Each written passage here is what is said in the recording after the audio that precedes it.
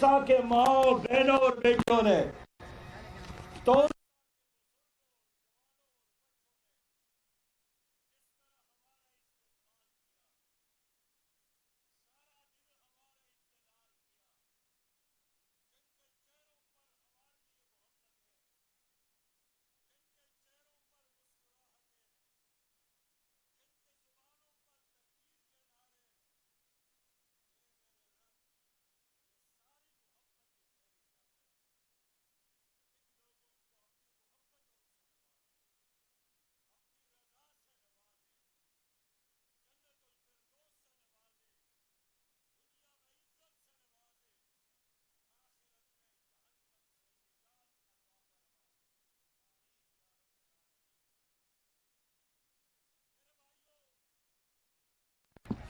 جنوبی پنجاب 4.25 کروڑ کے عوام پر مشتمل ہے۔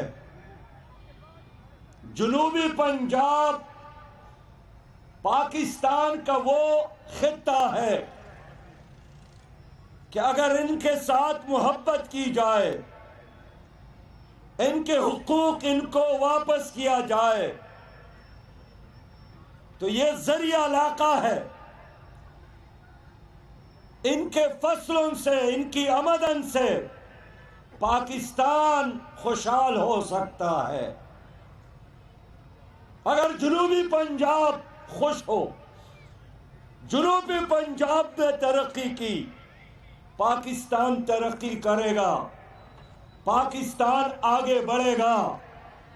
میں پاکستان کے لوگوں کو بتانا چاہتا ہوں کہ آج آپ کی حکومت گندم باہر سے درآمد کر رہی ہے، لیکن یہاں جنوبی پنجاب میں لاکھوں ایکڑ اراضی بنجر پڑی ہے۔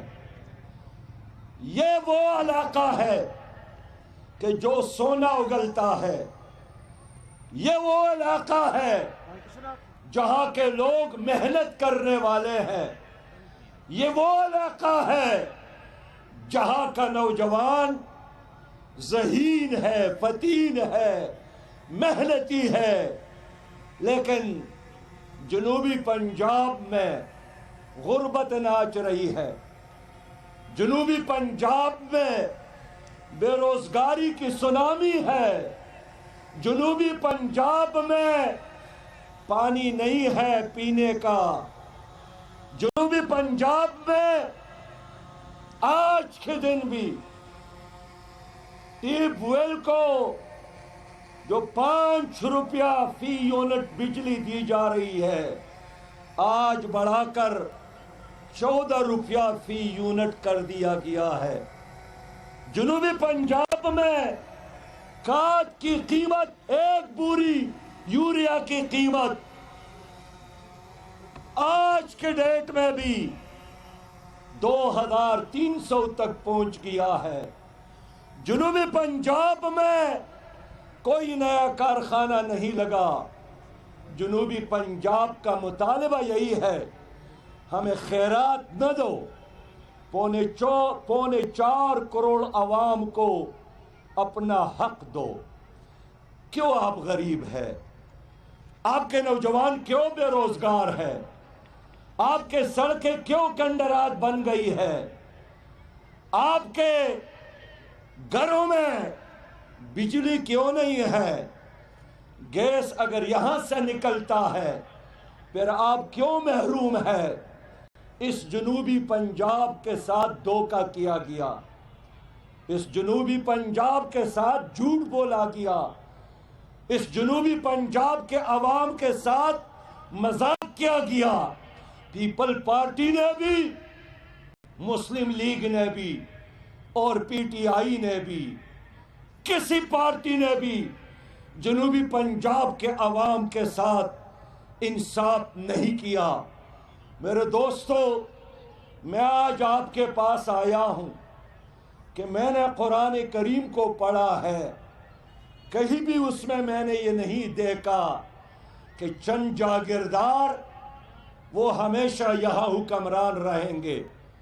ان کے بعد ان کے نواسے اور پوتے تمہارے آئندہ نسلوں پر حکمران رہیں گے۔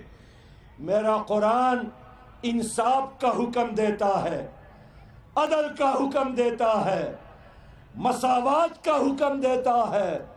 قرآن کا فیصلہ یہی ہے کہ لا یکون دولتاً بین الاغنیاء منکم، دولت چند ہاتھوں میں جمع نہ ہو۔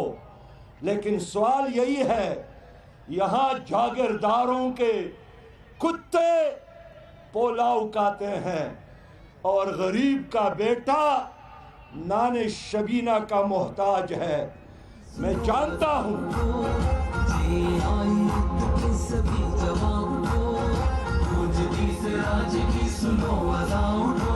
میرے بھائیوں، جاگیرداروں نے تمہارے اوپر، تمہارے آباء اور اجداد کے اوپر بھی حکومت کی ہے۔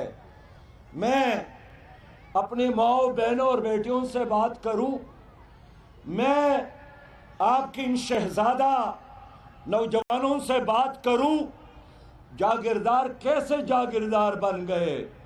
یہاں انگریز آیا اور ان کے بڑوں نے انگریز کا ساتھ دیا، غلامی کی زنجیریں لے کر تمہارے بڑوں کے ہاتھوں میں ڈالے گئے۔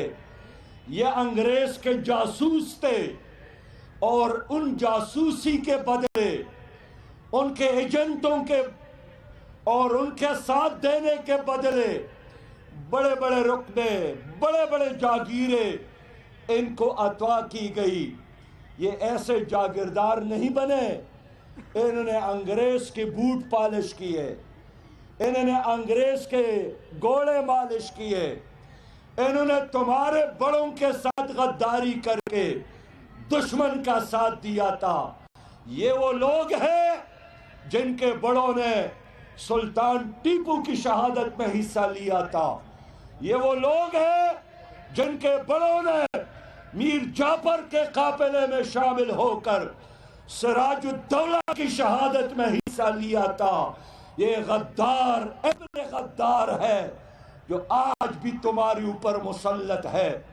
اس لیے ان کے ہوتے ہوئے آپ ترقی نہیں کر سکتے، ان کے ہوتے ہوئے آپ کو عزت نہیں مل سکتی، ان کے ہوتے ہوئے آپ کے نوجوانوں کو عزت کے ساتھ روزگار نہیں مل سکتا۔ یہ چاہتے ہیں ان کے گھروں اور بنگلوں کی طواف کرے، یہ چاہتے ہیں ان کے لیے زندہ باد کے نعرے لگائیں، یہ چاہتے ہیں ان کو کندھوں پر بٹھا کر اسلام آباد اور لاہور میں تخت پر بٹھائیں۔ لیکن یہ اتنا آپ کو چاہتے ہیں کہ آپ زندہ رہے تاکہ آپ ان کے غلامی کر سکے۔ میرے دوستوں اور میرے بھائیوں، میں آپ کے بھائی کی حیثیت سے آپ سے بات کرنا چاہتا ہوں کہ ان لوگوں کے موجودگی میں تمہارے یہ شہزادے اسمبلیوں میں نہیں جا سکتے، اس لیے کہ ان کا فیصلہ یہی ہے، کبھی ایک سردار ہوگا، کبھی دوسرا سردار، کبھی ایک ظالم جاگیردار ہوگا، کبھی دوسرا ظالم جاگیردار، لیکن چوکیداری کرتے ہیں کہ کہیں غریب کے بیٹے کو موقع نہ ملے۔ غریب کا کام صرف زندہ باد، ووٹ دینا، سپورٹ دینا، ان کے بنگلوں کا طواف کرنا۔ اقبال نے یہی پیغام دیا تھا کہ جس قید سے دہقان کو میسر نہ ہو روزی، اس قید کے ہر خوشے گندم کو جلا دو۔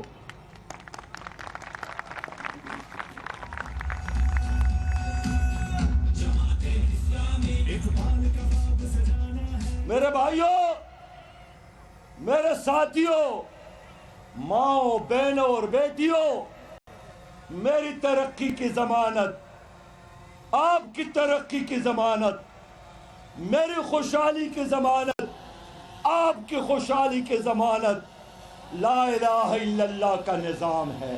کون سا نظام ہے؟ دوبارہ بولے، کون سا نظام ہے؟ ذرا کھڑے ہو کر بولے کون سا نظام ہے؟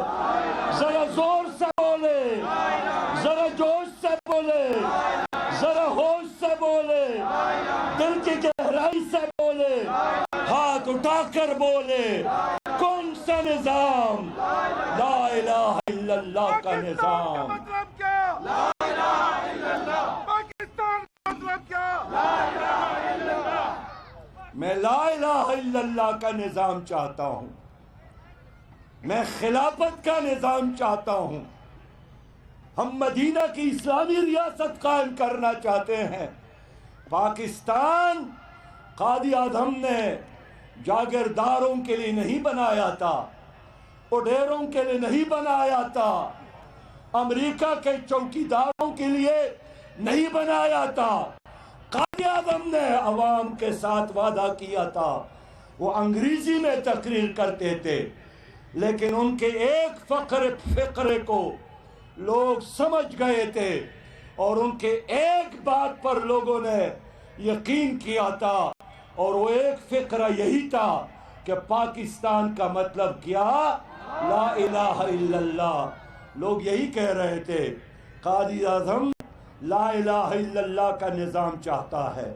لوگوں نے اپنی جانیں قربان کی، لوگوں نے اپنے زیورات بہنوں نے قربان کی، ماں بہنوں اور بیٹیوں کے سامنے ان کے بچے ذبح کیے گئے، ان کے بچے شہید کیے گئے، لیکن اپنے بیٹے کے لاش پہ رونے کی بجائے وہ ماں نعرہ لگا رہی تھی کہ پاکستان کا مطلب کیا؟ لا الہ الا اللہ۔ 74 سال گزر گئے، ایک دن کے لیے پاکستان میں لا الہ الا اللہ کا نظام نہیں آیا۔ عدالتوں میں ظلم کا نظام، انگریز کا نظام۔ آج چیف جسٹس کے میز پر قرآن نہیں ہے، آج ہائی کورٹ کے جج کے ہاتھ میں قرآن نہیں ہے۔ اللہ نے فرمایا جو اللہ کی کتاب پر فیصلہ نہیں کرتے وہ کافر ہے۔ وَمَن لَّمْ يَحْكُم بِمَا أَنزَلَ اللَّهُ فَأُولَٰئِكَ هُمُ الْكَافِرُونَ۔ لیکن 74 سالوں میں آپ کے کسی چیف جسٹس نے قرآن حکیم ہاتھ میں لے کر اس کے روشنی میں فیصلہ نہیں دیا گیا۔ 74 سالوں میں یہاں سود کا نظام، یہودیوں کا نظام، سودی نظام استحصالی نظام ہے۔ میرے نبی نے سودی نظام کے خاتمے کے لیے جہاد کیا تھا، اور فرمایا ہے قرآن نے کہ اللہ نے سود کو حرام قرار دیا ہے، لیکن آج بھی آپ کے ملک کی معیشت سودی بنیاد پر ہے۔ یہ سودی نظام کو کس نے سہارا دیا؟ آپ نے تو نہیں دیا، میں نے بھی نہیں دیا۔ سودی نظام کو گلے سے لگایا ہے عمران خان نے، پیپلز پارٹی نے، مسلم لیگ نے۔ ان لوگوں نے ایک بار نہیں بار بار حکومت کی ہے، لیکن سودی نظام کو اور مضبوط کیا ہے۔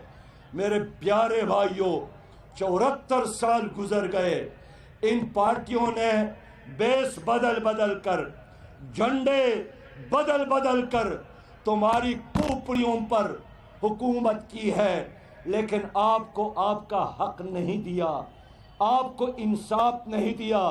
آج اگر عمران خان بھی کہتا ہے، نواز شریف صاحب بھی کہتا ہے، زرداری صاحب بھی کہتا ہے کہ عدالتوں میں انصاف نہیں ہے، تو میں پوچھنا چاہتا ہوں کہ گزشتہ 74 سالوں میں آپ لوگوں نے حکومت کی ہے، تو پھر کیوں یہاں انصاف نہیں ہے؟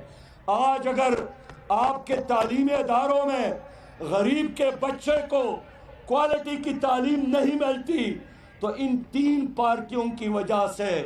آج اگر ان ہاسپٹلز میں غریب کو علاج کی سہولت نہیں ہے، کس کی وجہ سے؟ ان 3 پارٹیوں کی وجہ سے۔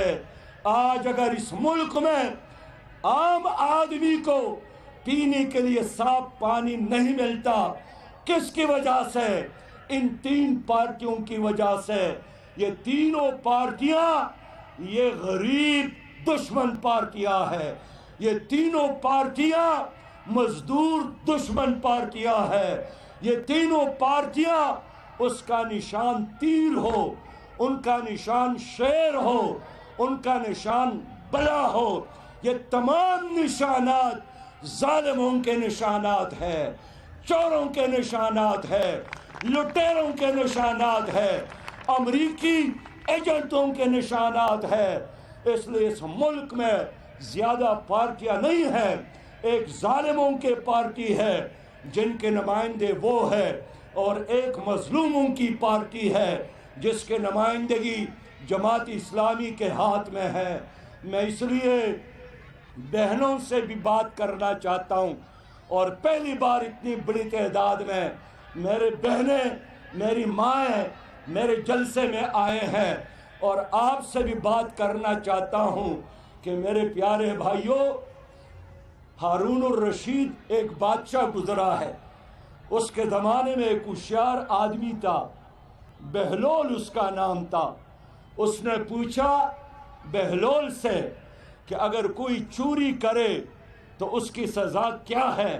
بہلول نے جواب دیا کہ اگر عادی چور ہو تو ان کی سزا تو ہاتھ کاٹنا ہے، لیکن اگر مجبوری بھوک کی وجہ سے کوئی چوری کرے تو پھر وہاں چور کی بجائے حکمران کا ہاتھ کاٹنا چاہیے. اس لیے کہ اس نے بھی انصافی کر کے اس نے ظلم کیا، لوگوں کے کھانے کا انتظام نہیں کیا. میرے پیارے بھائی، عمر ابن خطاب رضی اللہ تعالیٰ عنہ، ان کے بیٹے کو عمر بن العاص نے گرفتار کیا اور شراب کے پینے کے جرم میں گھر میں بلا کر ان کو کوڑے دیے. خلیفہ کو پتہ چلا، امیر المومنین کو پتہ چلا. اس نے مصر کے گورنر کو خط لکھا کہ آپ نے میرے بیٹے کو گرفتار کر کے گھر کے اندر کوڑی دی ہے، بڑا ظلم کیا ہے. اس لیے کہ عام لوگوں کو گرفتار کر کے چوک اور چوراہوں میں کوڑے لگاتے ہو، اور خلیفہ کے بیٹے کو گھر کے اندر، میرے بیٹے کو گدے پر بٹھا کر مصر سے مدینہ پہنچایا جائے. اور جب اس کو گدے پر بٹھا کر مدینہ پہنچایا گیا، پھر ہم دیکھتے ہیں کہ دوبارہ اس کو کوڑے لگائے گئے کہ اسلامی حکومت اور مدینہ کی حکومت میں کوئی وی آئی پی نہیں ہوتا، کوئی دو قانون نہیں ہوتے. جو غریب کے لیے قانون ہے وہ مالدار کے لیے بھی وہی قانون ہوگا. لیکن آپ کی اس پاکستان میں غریبوں کے لیے ایک قانون اور وی آئی پی کرپٹ اشرافیہ کے لیے اور قانون. دیکھیے، کبھی آپ نے ایسا کیا ہے کہ سول جج آپ کو بلا لے، ہائی کورٹ کا جج آپ کو بلا لے، سپریم کورٹ کا چیف جسٹس آپ کو بلا لے، اور آپ ان کو جواب دے کہ میں گھر سے ویڈیو لنک کے ذریعے تقریر کروں گا؟ لیکن پاکستان میں ہم نے یہ پاکستان بھی دیکھا کہ سپریم کورٹ کی چیف جسٹس نے وزیر اعظم کو بلایا اور وزیر اعظم نے گھر میں بیٹھ کر ویڈیو کے ذریعے عدالت سے خطاب کیا. یہ مدینہ کی اسلامی ریاست، ایک وہ مدینہ کی اسلامی ریاست کہ خلیفہ کو، حضرت علی رضی اللہ تعالیٰ عنہ کو وقت کے قاضی نے بلایا اور سامنے کھڑا کر کے جب جج نے اس کو کہا ابو تراب، حضرت علی رضی اللہ تعالیٰ عنہ نے فرمایا کہ میں عدالت میں کھڑا ہوں، مجھے محبت کا نام نہ لے، مجھے علی کہے، اس لیے کہ اس وقت میں آپ کی عدالت میں کھڑا ہوں. میرے دوستو، مدینہ کی اسلامی ریاست آج بھی قائم ہو جائے، آپ یقین کریں یہ جناب عمران خان اور یہ جناب عثمان خان، یہ دونوں جیل میں جائیں گے اگر ایک دن کے لیے بھی مدینہ کی اسلامی ریاست قائم ہو جائے. اس لیے کہ انہوں نے عوام کے ساتھ جھوٹ بولا ہے، انہوں نے عوام کو دھوکہ دیا ہے، اور جھوٹ اور دھوکے کا نام عمران نے یو ٹرن رکھا ہے. کبھی کبھار چاہتے ہیں کہ میں قاضی اعظم بن جاؤں، تو شیروانی پہنتے ہیں کہ آج میں قائد اعظم ثانی ہوں. بابا شیروانی پہنے سے کوئی قائد اعظم نہیں بنتا، نظریات سے بنتے ہیں، اصولوں سے بنتے ہیں، کردار سے بنتے ہیں. آج آپ کے ملک کو اس حکومت نے امریکہ کا استبل بنایا ہے. آج تمہارے روپیہ کی قدر روز کم ہوتی ہے. کون فیصلے کرتا ہے؟ امریکہ، ورلڈ بینک، IMF فیصلہ کرتا ہے. پیٹرول کی قیمت میں اضافہ، ڈیزل کی قیمت میں اضافہ، چاول، گندم، آلو، ٹماٹر کی قیمت میں اضافہ. ظلم کی انتہا ہے کہ PTI کی حکومت سے قبل ہمارے ملک میں اللہ کا احسان ہے کہ نمک کے پہاڑ موجود ہے. 13 روپیہ فی کلو ملتا تھا، لیکن اس PTI کی حکومت میں نمک جیسی چیز بھی 43.50% فی کلو ملتا ہے. اب میں پوچھنا چاہتا ہوں کہ یہ نمک تو سعودی عرب سے نہیں آتا، یہ تو امریکہ سے درآمد نہیں ہوتا، لیکن اس حکومت کا بس چلے تو سورج دیکھنے پر بھی ٹیکس لگائے، سانس لینے پر ٹیکس لگائے، گھر سے نکلنے پر بھی ٹیکس لگائے، گھر میں داخل ہونے پر بھی ٹیکس لگائے، نماز پڑھنے پر بھی ٹیکس لگائے، بچوں کے بوسل لینے پر بھی ٹیکس لگائے. اس لیے کہ یہ امریکی ایجنٹوں کی حکومت ہے اور یہ ہر وہ کام کر رہی ہے جس کے نتیجے میں آپ کا خون نچوڑ کر امریکہ خوش ہو، IMF خوش ہو، ورلڈ بینک خوش ہو. میرے دوستو، اس لیے میں ایک بار پھر عرض کرنا چاہتا ہوں کہ پیپل پارٹی، مسلم لیگ اور PTI یہ وہ پارٹیاں ہیں جنہوں نے پاکستان کے عوام کے ساتھ کبھی بھی انصاف نہیں کیا.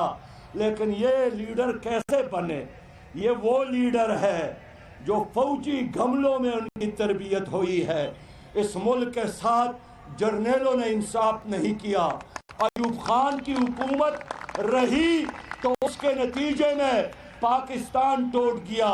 اس ملک میں ضیاء الحق اور پرویز مشرف کی حکومت رہی تو ہمارے 75,000 لوگ ایک ایسے جنگ میں شہید ہو گئے جس کا فائدہ 100% امریکہ نے اٹھایا.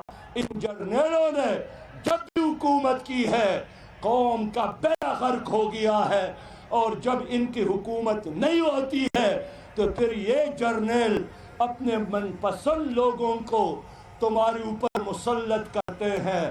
میرے دوستو، اس لیے ماشاء اللہ ہو یا ماشاء اللہ کے زیر سائے یہ سویلین نام نہاد حکومتیں ہو، یہ لوگ پاکستان توڑنے کے ذمہ دار ہیں.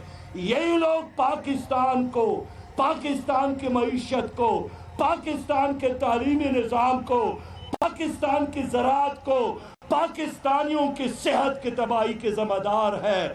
اس لیے اب ان سے انتقام لینے کا وقت آیا ہے، ان کے خلاف اٹھنے کا وقت آیا ہے. اور میں اللہ اکبر، اللہ اکبر، میری جان جماعت ہے، کیسی ہے جماعت ہے، کیا ملک بنے گا، کیسی ہے جماعت ہے. میرے دوستو، یہ نظام اور پاکستان ساتھ ساتھ نہیں چل سکتا. یہ ظلم ہے کہ امریکہ حکومت بھی بناتی ہے اپنے ایجنٹوں کا، اور امریکہ اپوزیشن بھی اپنا ہی رکھتی ہے تاکہ کسی اور آدمی کو اس ملک میں آنے کا موقع نہ ملے. لیکن عوام جب اٹھتے ہیں، عوام جب بیدار ہوتے ہیں، عوام جب بغاوت کا جھنڈا اٹھاتے ہیں، نہ امریکہ اس کا مقابلہ کر سکتے ہیں اور نہ اس کا ایجنٹ انشاءاللہ تعالی عوام کا مقابلہ کرے گا. میں آپ کے ساتھ بات کرنا چاہتا ہوں کہ پاکستان کو کیا بنانا ہے. اگر ان چور اور لٹیروں، پرانے چور یا نیا چور، اس کے رحم و کرم پر آپ لوگوں نے چھوڑا تو اس کا مطلب یہی ہوا کہ آپ کے بچے بھی ان سیاستدانوں کے غلام رہیں گے۔ یہ برہمن نظام اب نہیں چلنا چاہیے۔ ہم نے ہندوؤں کے بارے میں سنا تھا کہ ان میں کچھ برہمن ہوتے ہیں، کچھ شودر ہوتے ہیں، کچھ ویش ہوتے ہیں۔ انہوں نے پاکستانیوں کو بھی برہمنوں کا ایک علیحدہ طبقہ، یہ شہزادوں کا طبقہ، یہ نوابزادوں کا طبقہ، یہ خانزادوں کا طبقہ، اور پھر عوام لوگ ہیں۔ ہم چاہتے ہیں آپ کو بھی موقع ملے، آپ کے بچے کو بھی موقع ملے، آپ کو بھی عزت ملے، آپ کو بھی عزت کے ساتھ کھانے کا موقع ملے، کمانے کا موقع ملے، رزق حلال کے دروازے کھل جائے۔ یہ تبھی ممکن ہے کہ آپ اس ظلم کے نظام کے خلاف کلمے کے جھنڈے کے ساتھ اٹھ کھڑے ہو اور ظلم کے نظام کے خلاف بغاوت کے لیے آمادہ ہو جائے۔ میرے دوستو، میں آپ کے سامنے کھڑا ہوں، میں خود بھی 2 بار سینئر منسٹر، فائنانس منسٹر، جنگلات کا منسٹر، پلاننگ اینڈ ڈیولپمنٹ کا منسٹر رہا ہوں، لیکن وزارت کے بعد میں عام گاڑی میں بیٹھ کر اپنے گھر گیا ہوں۔ میں نے بنگلہ تو نہیں بنایا، میں نے گاڑی تو نہیں بنائی، میرے بینک اکاؤنٹ تو نہیں بنے۔ یہ کیسی بات ہے؟ ابھی صوبائی اسمبلی کا ممبر بنا اور ابھی بنگلے کا آخری چھت آسمان تک پہنچ گیا۔ ابھی سائیکل پر تھے، ممبر بنا اور لینڈ کروزر حاصل ہوا۔ اس لیے میں آپ سے پوچھنا چاہتا ہوں، پاناما لیکس میں جن لوگوں نے اربہ دولت یہاں چرا کر باہر کے کمپنیوں میں چھپایا تھا، اس میں کون لوگ تھے؟ ان 3 پارٹیوں کے لوگ تھے۔ اور یہی وجہ ہے کہ ہم نے بار بار پی ٹی آئی کی حکومت سے یہی مطالبہ کیا کہ پاناما لیکس میں 436 افراد کے نام ہے، عدالت عظمیٰ اس کو بلائے، اس کو سمن کرے۔ لیکن میرے پیارے بھائی، اس لیے سمن نہیں کیا گیا کہ اس میں اس ملک کے بڑے لوگ شامل ہیں۔ کوئی غریب آدمی شامل ہوتا تو اب تک ان کو پھانسی بھی دی چکے ہوتی، لیکن اس لیے نہیں بلاتے، اس میں بڑے لوگ شامل ہیں۔ ابھی پنڈورا پیپر سامنے آیا، میں پھر سپریم کورٹ گیا، سپریم کورٹ میں نے پٹیشن داخل کیا کہ ان 700 بڑے بڑے چوروں کو بلایا جائے۔ کہاں سے حاصل کی انہوں نے یہ دولت کہ یہاں سے لوٹ کر انہوں نے باہر کے کمپنیوں میں رکھا ہے؟ کیوں چرائی ہے؟ کیوں وہاں چھپا کے رکھی ہے؟ لیکن سپریم کورٹ نے آج تک ان پر ایکشن نہیں لیا، اس لیے کہ اس میں پی ٹی آئی کے لوگ ہیں، اس لیے کہ اس میں مسلم لیگ اور پیپلز پارٹی کے لوگ ہیں۔ بس خدا کے بندو، میرے بہنوں اور بیٹیوں اور اے میرے نوجوانوں، پاناما لیکس میں اگر کسی کا نام نہیں ہے تو جماعت اسلامی کے کسی لیڈر کا نام نہیں ہے۔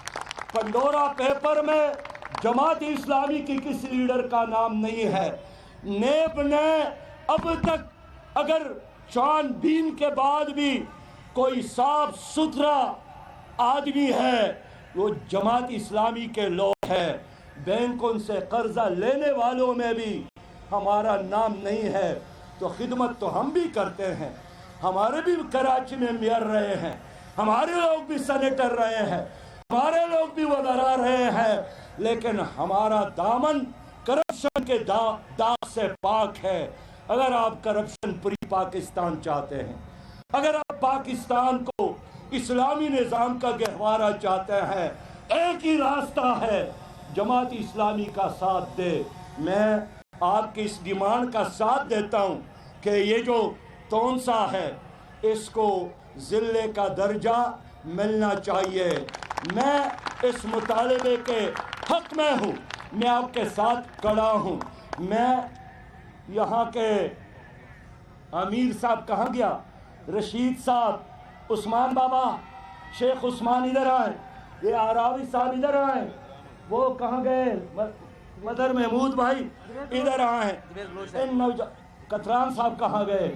ان نوجوانوں سے کہتا ہوں کہ تونسا کے عوام کے لیے جینا ہے اور تونسا کے عوام کے لیے مرنا ہے۔ اگر اس وزیر اعلیٰ نے تونسا کو ضلع نہیں بنایا تو منت نہیں کرنا، خیرات نہیں مانگنا، یہ آپ کا حق ہے۔ آپ انہی لوگوں کو اٹھا کر ان کے دفتر کے سامنے بٹھائے، میں آپ کا ساتھ دوں گا انشاءاللہ تعالی، میں آپ کا ساتھ کھڑا ہوں۔ میں کہنا چاہتا ہوں ہوا تحصیل بنایا جائے، علم تھا، میں وہ ہوا گیا تھا، وہ ہوا کے لوگوں سے میری محبت ہے، وہ ہوا کے لوگوں کے ساتھ میرا تعلق ہے، وہ ہوا وہ جگہ ہے جہاں سب سے زیادہ تعلیم یافتہ لوگ ہیں۔ یہ تو میرے ملک کا ایک یونان ہے، لیکن تعلیم کے باوجود بھی یہ علاقہ محروم ہے۔ ہم وہ ہوا کو انشاءاللہ تحصیل بنا کر دم لیں گے۔ اور یہ جو آپ کا مطالبہ انڈس ہائی وے کو ڈبل کرنا، یہ پوری قوم کا مطالبہ ہے۔ یہ خیبر پختونخوا کے لیے بھی، یہ پنجاب کے لیے بھی، یہ سندھ کے لیے بھی، یہ پورے ملک کے لیے ضروری ہے۔ انشاءاللہ انڈس ہائی وے کو ہم ڈبل وے بنا کر دم لیں گے۔ ہم آپ کی اس مطالبے کے ساتھ کھڑے ہیں۔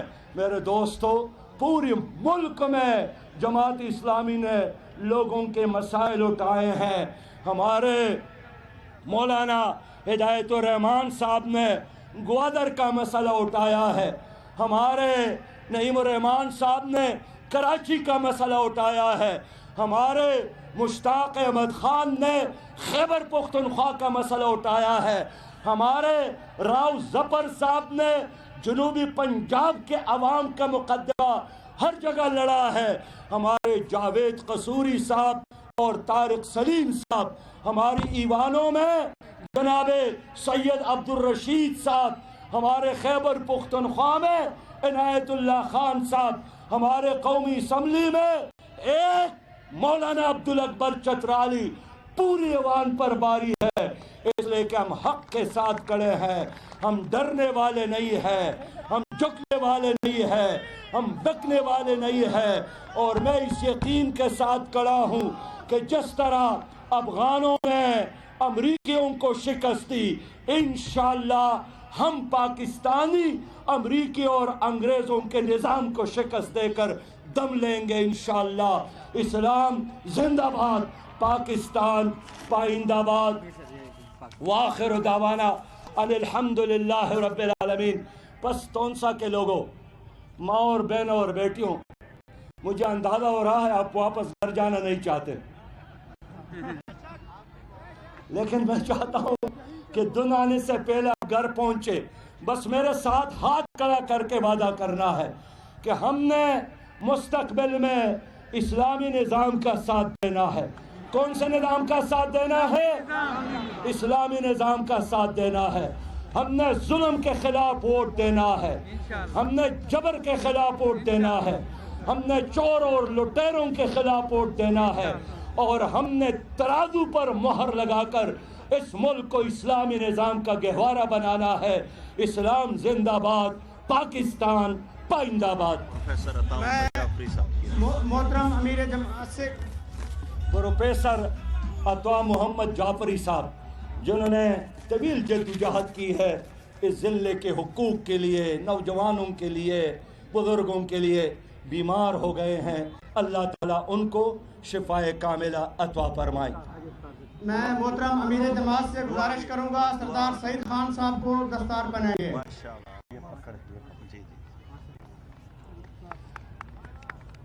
یہ آپ کی طرف سے میں شکریہ ادا کرتا ہوں، آپ کی طرف سے میں شکریہ۔